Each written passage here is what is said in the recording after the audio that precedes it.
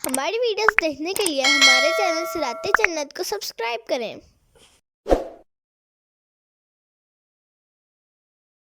سورہ شورى آیت نمبر 17 کی بقیہ تفسیر۔ وما یدریک لعل الساعة قریب، اور تم کیا جانو شاید قیامت قریب ہی ہو۔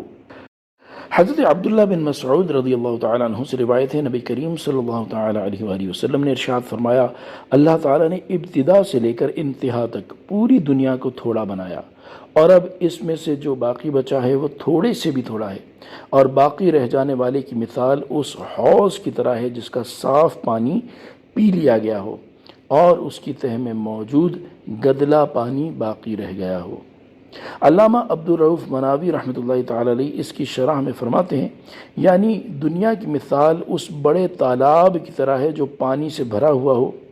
اور اسے انسانوں اور جانوروں کے پینے کے لیے بنایا گیا ہو، پھر پانی پینے والوں کی کثرت کی وجہ سے اس کا پانی کم ہونا شروع ہو جائے، یہاں تک کہ اس کی تہ میں کیچڑ ہی باقی بچے جس میں جانور لوٹ پوٹ ہوتے ہیں۔ تو عقل مند انسان کو چاہیے کہ وہ دنیا پر مطمئن نہ ہو اور نہ ہی یہ بات واضح ہو جانے کے بعد دنیا سے دھوکہ کھائے کہ یہ بہت جلد زائل ہو جانے والی ہے اور اس کا اچھا حصہ گزر چکا ہے اور موت ضرور آنے والی ہے۔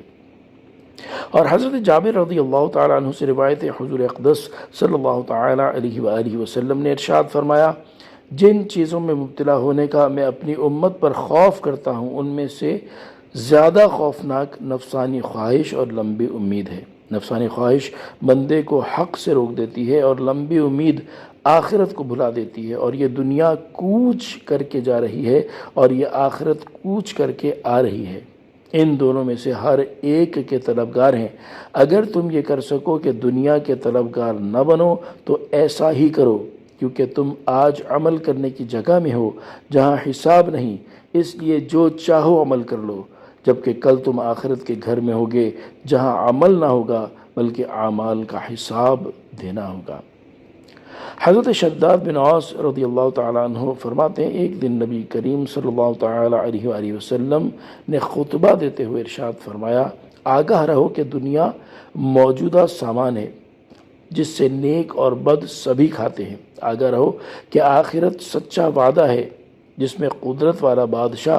فیصلہ فرمائے گا۔ خبردار، ساری راحت اپنے کناروں سمیت جنت میں ہے اور پوری مصیبت اپنے کناروں سمیت جہنم کی آگ میں ہے۔ خبردار، تم اللہ سے ڈرتے ہوئے نیک عمل کیا کرو کہ نہ معلوم یہ عمل قبول ہو یا نہ ہو، اور یاد رکھو تم پر تمہارے اعمال پیش کیے جائیں گے، تو جو ایک ذرہ بھر بھلائی کرے وہ اسے دیکھ لے گا اور جو ایک ذرہ بھر برائی کرے وہ اسے دیکھ لے گا۔ اس لیے ہمیں چاہیے کہ ہم اس باقی رہ جانے والے عرصے کو غنیمت جانتے ہوئے فوری طور پر اللہ تعالیٰ اور اس کے پیارے حبیب صلی اللہ تعالیٰ علیہ وآلہ وسلم کے دیے ہوئے احکامات پر عمل پیرا ہو جائیں،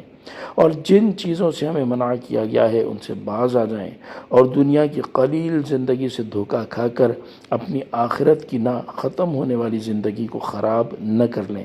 اللہ تعالیٰ ہمیں نیک اعمال میں جلدی کرنے اور تاخیر کی آفت سے بچنے کی توفیق عطا فرمائے، آمین بجاہ النبی الامین صلی اللہ تعالی علیہ وآلہ وسلم۔ صلو علی الحبیب صلی اللہ تعالی علی محمد صلی اللہ تعالی علیہ وآلہ وسلم۔